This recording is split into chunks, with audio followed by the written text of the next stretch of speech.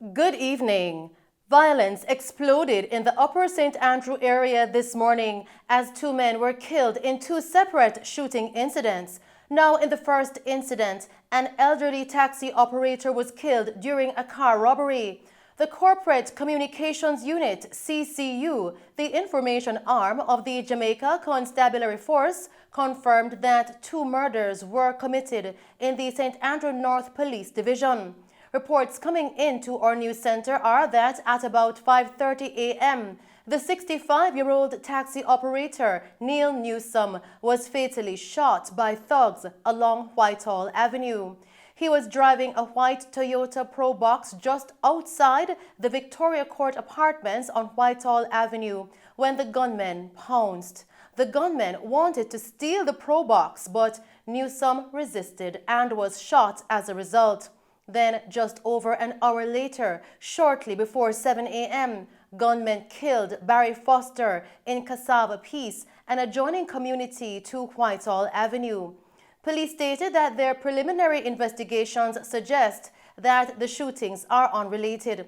We will bring you updates on these incidents in subsequent newscasts. In other news tonight, a woman was gunned down at a bar in Bickersteth, St. James last night. She has since been identified as 43-year-old Latoya McNeil. Police reports are that at about 9 p.m., the woman was among patrons at the bar when a motor car drove up. Further reports are that two men exited the vehicle, brandished handguns, and ran into the bar. The men then opened fire, hitting the woman multiple times before making their escape in the waiting vehicle. The police were summoned, and upon their arrival, the woman was discovered suffering from multiple gunshot wounds.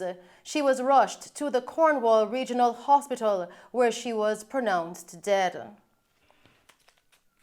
Meanwhile, a wanted man was fatally shot during a confrontation with the police in Cambridge, St. James yesterday. He has been identified as 28-year-old Daniel Daly, otherwise called McGill, a laborer of Post Office Hill, also in Cambridge.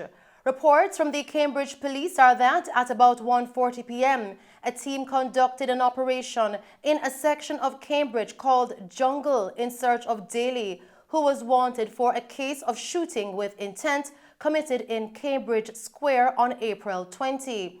Now, according to the police, the team came under heavy gunfire while approaching a house surrounded by vegetation. The police say the gunfire was returned, and when the shooting subsided, Daly was discovered suffering from gunshot wounds while reportedly clutching a handgun. They say three other gunmen escaped in the area on foot. Continuing with the news tonight, 6 outstanding servicemen and women have been nominated for the LASCO and Jamaica Constabulary Force Saluting Our Heroes and Chairman's Award. Eligibility for selection is based upon the criteria that nominees must be active members of the JCF District Constable Association. Nominees must be trustworthy, respectful, and enhance brand JCF. Nominees must be an embodiment of the concept of community-based policing. Nominees must have no disciplinary action against them, and nominees must demonstrate proven leadership capabilities at work and in communities. Woman Sergeant Alcian Grant, Area 1. Corporal Rohan Smith, Area 2. Detective Constable Kamoy Stewart, Area 3.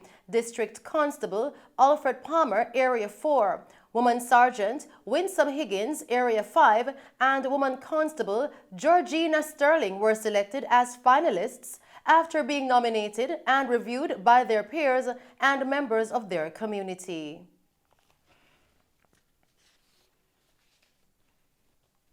Still tonight, Minister of Health and Wellness Dr. Christopher Tufton has confirmed that 7 babies died in July from a bacterial outbreak at the neonatal unit of the Victoria Jubilee Maternity Hospital in Kingston. However, he dismissed reports that dozens of babies died. The 7 deaths represented a mortality rate of 43% from 16 infections. Klebsiella pneumoniae infections are common in Jamaican hospitals. There was a spike in deaths in 2015 and in 2016. However, deaths from the bacterial illness have decreased in comparison to last year's reports, with cases recorded in August, September, and one so far in October. Meanwhile, the People's National Party is calling for the immediate resignation of Minister Tufton and a comprehensive probe into the deaths of 43% of the neonates in the nursery at the Victoria Jubilee Hospital, VJH. In a statement yesterday, General Secretary of the PNP, Dr. Dayton Campbell, described the minister's alleged mere acceptance of the deaths of these babies and their families' trauma as callous and unacceptable. He stated that while neonatal mortality due to infection is not uncommon, a 43% mortality rate is alarming, and people must be held accountable for this massive death toll. He also shared that ministers of previous government administrations have lost their portfolios for neonatal deaths with far lower mortality rates. Dr. Campbell also stated that the PNP is expressing condolences to the families who have lost their babies and hopes that the appropriate grief counseling is put in place to help them in this emotionally trying time.